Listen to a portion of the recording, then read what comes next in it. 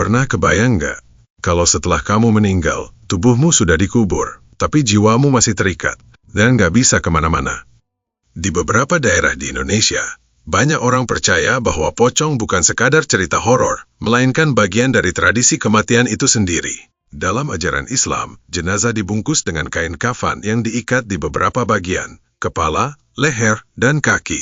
Ikatan ini biasanya dilepas sebelum atau saat penguburan, sebagai simbol bahwa manusia kembali dalam keadaan bebas di hadapan Tuhan. Tapi menurut cerita rakyat yang berkembang, jika ikatan itu tidak dilepas, maka arwahnya dipercaya akan terikat dan sulit berpisah dari dunia. Dari sinilah muncul sosok pocong arwah yang masih terbungkus kain kafan, melompat-lompat karena tubuhnya terikat, dan sering terlihat di sekitar kuburan atau tempat ia meninggal. Secara historis, kisah pocong sudah lama beredar di masyarakat Jawa dan Melayu, bahkan sebelum era modern.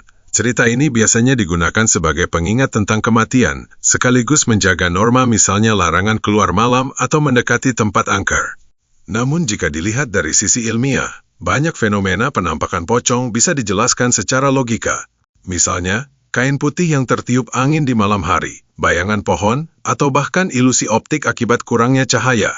Ditambah lagi, sugesti dari cerita yang sudah tertanam sejak kecil membuat otak kita mengisi. Ketakutan itu menjadi sesuatu yang terlihat nyata.